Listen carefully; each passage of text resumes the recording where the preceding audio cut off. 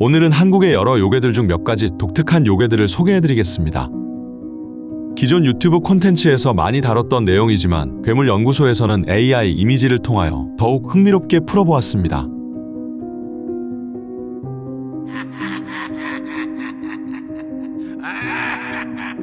야광귀는 지옥에서 인간 세상으로 도주했다가 염라대왕에게 붙잡혀 어디서나 볼 수 있게 몸이 빛나게 되었고 지옥을 안내하는 불빛 역할을 맡게 되었다고도 합니다. 또한 야광귀는 야귀할멈, 야유광, 야광신, 안광이, 달귀귀신 등으로 불린다고 하죠. 저는 어디서든 볼 수 있도록 빛이 난다는 야광귀의 특징을 특히 눈에 강조해 보았습니다. 검게 그을린 피부라고 묘사된 야광귀의 피부를 닫아버린 연탄같이 표현하였으며 완전히 짐승 같은 생김새는 아니기에 인간과 비슷한 체형으로 만들어 보았습니다. 얼굴은 익살스럽고 장난기가 많아 보이는 표정을 더해 아둔함과 어리석은 느낌을 주었습니다.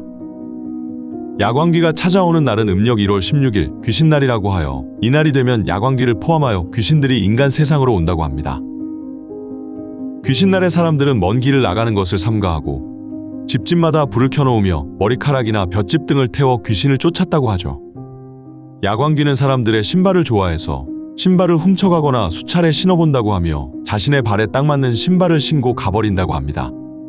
이때 야광귀에게 신발을 뺏긴 사람은 그 해에 매우 불행한 일이 생긴다고 하며 이를 예방하기 위해 사람들은 신발을 감추거나 부득이하게 밖에 두어야 할 때는 신발을 뒤집어둔다고 하죠.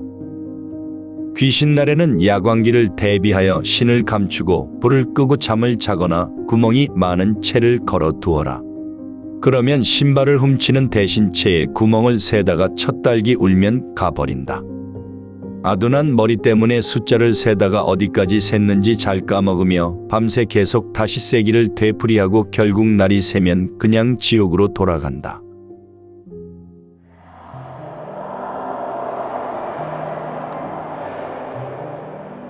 거북이는 한국의 야담이나 설화에 등장하는 요괴 중 하나입니다. 입이 매우 거대하여 윗입술은 하늘과 가까우며 아래 입술은 땅에 닿았다고도 합니다. 거북이의 생김새에 관해서는 입이 매우 거대한 요괴라고 표현하였는데 이에 저는 도깨비와 요괴의 모습과 동굴의 형태를 합쳐서 거북이를 표현해 보았습니다. 날카로운 이빨들과 마치 동굴같이 거대한 입, 그리고 자신의 입으로 들어오길 기다리는 탐욕스러운 눈빛 등을 참고하여 거북이의 특징을 살려보았습니다. 허나 거북이는 그저 입이 거대하고 흉측하게 생긴 일반적인 요괴는 아닙니다. 죽음을 무릅쓰고 자신의 입속에 들어온 사람에게 어린 소년의 모습인 청이동자로 변신하여 그 사람을 보좌하고 수호하는 존재로 변한다고 하죠. 만약 제가 숲을 걷다가 거북이 같은 동굴을 보게 된다면 호기심에 들어가 보긴커녕 그냥 도망갈 것 같습니다. 거북이와 관련된 보다 자세한 이야기는 설화집 기문총화에서 찾아볼 수 있다고 합니다. 문충 신숙주가 젊었을 때 알성시를 보기 위해 여러 벗들과 함께 성균관에 가고 있었다. 길 가운데에 한 물체가 입을 크게 벌리고 있는 것을 보았는데 윗입술은 하늘에 닿았고 아래 입술은 땅에 닿았다. 동행했던 친구들은 모두 황급히 다른 길로 달아나 버렸지만 신숙주는 곧장 양쪽 입술 가운데로 들어가니 한 청이동자가 있어 절을 하면서 신숙주에게 말하였다. 따르기를 원하오니 데려가 주신다면 시키시는 일은 무엇이든 하겠습니다. 신숙주가 승낙하자 이로부터 동자는 숙주를 따라다니면서 잠깐이라도 떠나지 않았다. 과거에 장원하도록 도와주었고 기륭이 있으면 먼저 손쓰지 않음이 없었다. 죽을 때가 되자 동자는 울면서 하직 인사를 하고 가는데 얼마 안 있어 신숙주가 죽게 되었다.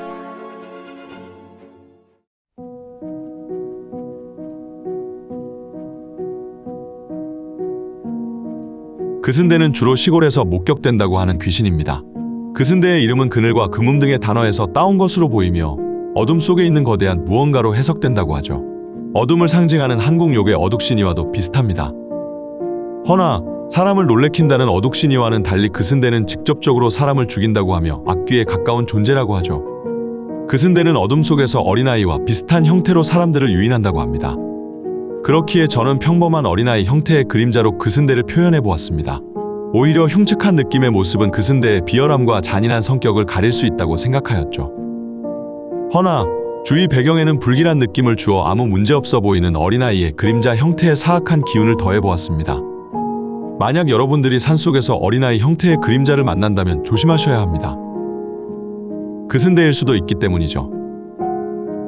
숲속에서 어린아이가 혼자 있는 모습을 보고 도움을 주기 위해 다가가면 안 된다. 이는 그슨대가 사람을 속이기 위해 변한 모습이다. 만약 이에 속아 다가가면 순식간에 흉측한 그림자의 모습으로 커져서 그 사람을 놀라게 만들거나 그림자로 덮쳐서 죽여버리는 잔인함을 보인다. 이때 무서운 건 그림자 자체가 사람을 아예 삼켜버린다는 것이다.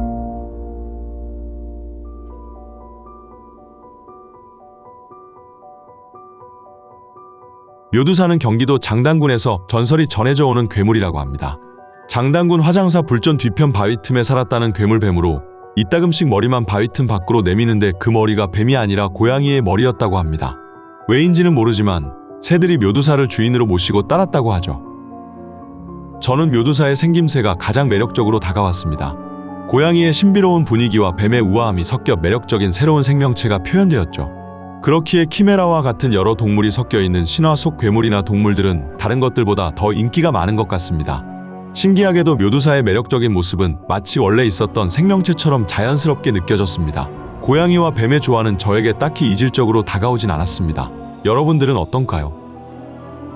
묘두사는 비가 올 무렵에 푸른 연기를 내뿜는데 이것이 몸에 좋아 특히 말라리아를 낫게 해주었다. 사람들이 보답으로 바치는 먹이도 잘 받아먹으며 50년 동안 그들은 잘 지냈다고 한다. 이때 박만호라는 선비가 사람들이 요사스러운 것을 믿는 폐단이 심하다며 묘두사를 화를 냅다 쏘아 죽여버렸다.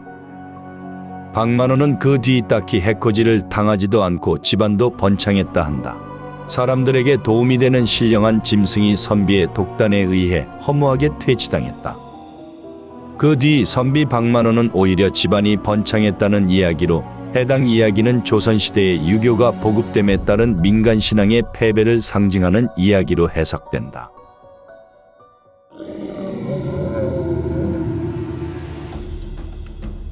요하입수 거인은 어우야담에 등장하는 초대형 거인입니다. 이름의 뜻은 허리 아래가 물에 잠긴 거인으로 바다에 서 있어도 상체는 물에 잠기지 않을 만큼 거대하다는 뜻이죠. 16세기 조선 남성의 평균 신장이 약 160cm임을 감안할 때 요하입수 거인의 키는 약 30여 미터 정도 된다고 하죠. 우람하고 거대한 상체와 포악한 느낌을 주기 위해 태풍 속에서 뱃사람들에게 포효하는 상황을 표현해 보았습니다. 얼굴은 서구적인 거인과는 다르게 동양적인 모습으로 구현해 보았습니다. 실제로 바다에서 요하입수 거인을 마주한다면 그 크기에 압도당해 아무것도 하지 못할 것 같습니다. 이수광이 함경남도 안변에 부사로 있을 때였다. 당시 그 지역의 한 백성이 바다를 표류하다가 가까스로 살아 돌아온 일이 있었다. 백성이 말하기를 일찍이 세 사람이 작은 배를 타고 바다로 고기를 잡으러 나갔다고 한다. 그런데 갑자기 심한 강풍을 만나 곧장 서쪽으로 밀려갔는데 7일 밤낮으로 배가 멈추지 않았다. 문득 한 곳에 이르러 배를 대고 잠들었는데 파도 소리가 세차게 들려 눈을 떠보니 거인이 허리 아래는 바다에 있고 위는 드러나 있었다. 그 키는 20길이나 되고 머리와 눈, 몸통이 웅장하여 비할 바가 없었다. 새 어부가 배를 저어 피하려 했으나 이미 배전이 들려 뒤집히려 하여 황급히 도끼를 들어 거인의 팔을 내리찍었다.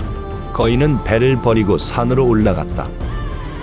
세 사람은 배를 끌고 도망쳤는데 돌아보니 거인이 산 위에 서 있어서 마치 산맥과 같았고 그곳이 어느 지역인지는 알 수 없었다.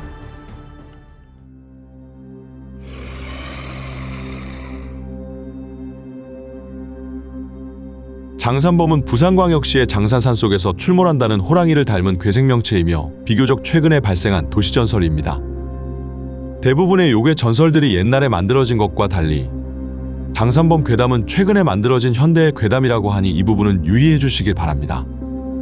그럼에도 불구하고 다루는 이유는 장산범의 생김새와 특징이 매우 매력적이고 흥미롭기 때문입니다. 장산범의 모습은 여러 매체마다 차이가 있지만 공통적으로 비단같이 곱고 긴 하얀 털과 호랑이와 비슷한 짐승의 몸이 큰 특징입니다. 붉게 빛나는 눈 또한 그 매력을 더하고 있죠.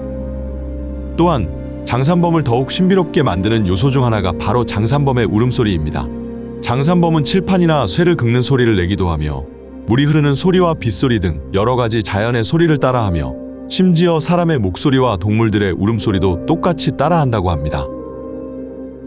이렇게 매력적인 요소들을 통하여 저는 장산범을 두 가지의 종류의 이미지로 만들어 보았습니다. 하나는 사람의 형태가 녹아있는 괴수 이미지로 여러 동물과 사람의 목소리를 따라한다는 특징을 살린 형태이죠. 붉은 안광이 하얀 머리카락 사이로 비추며 기괴하고 미스터리한 느낌을 더했습니다. 온몸에 비단처럼 고운 털은 이 흉측한 괴물과 대비되어 더욱 잔인하게 느껴지죠. 다른 하나는 좀 더 짐승, 즉 호랑이와 비슷한 장산범의 모습입니다. 신비로운 느낌은 덜하지만 좀 더 현실감이 느껴지며 압도되는 느낌입니다. 비교적 최근에 발생한 장산범 괴담은 민속 문화로서 가치가 없어 보일 수 있으나 장산범 괴담에는 과거 호랑이와 관련된 설화 속 다양한 요소들이 발견됩니다. 호랑이 곁에서 사람의 흉내를 내어 사람을 해코지한다는 창귀와 인간으로 둔갑하여 가축과 사람을 잡아먹는다는 추인에서 모티브를 따왔다는 의견도 있죠. 이처럼 현대에 발생된 장산범 괴담의 긍정적인 점은 그동안 명맥이 끊어졌다고 생각되었던 토종 한국 민담이 대중들 사이에서 창작되고 재조명되었다는 점이 있다고 합니다. 저도 개인적으로 한국 고유의 특징과 개성이 녹아든 민담과 설화 속 요괴들이 충분히 현대에서도 흥미로운 콘텐츠로 발전할 수 있다고 생각됩니다. 최근 방영한 구미호전 드라마에서도 그러한 부분들이 드러났다고 생각됩니다. 오늘은 한국의 여러 요괴들을 소개해드렸습니다. 해당 콘텐츠를 제작하면서 한국의 요괴들의 재밌는 설화와 그에 맞는 독특한 특징들을 많이 알 수 있었습니다. 이렇게 재밌는 속성을 가진 한국의 요괴들이 여러 사람들에게 많이 알려지지 않은 것이 매우 아쉬웠습니다. 그래서 향후 한국의 요괴를 주제로 하여 다양한 픽션을 섞어 괴물 이야기를 한 편 만들어 보려고 합니다. 허나 해당 작업은 분명 요괴에 관한 한국의 고증과 역사적 팩트에 벗어날 것 같습니다. 이에 구독자 및 시청자분들의 의견은 어떠신가요? 만약 조금의 거부감이라도 생길 여지가 있다면 픽션을 더한 제작보단 오늘처럼 소개 형식의 콘텐츠로 진행될 예정입니다. 오늘도 역시나 시청해주셔서 감사합니다. 구독과 좋아요는 괴물 연구에 큰 힘이 됩니다.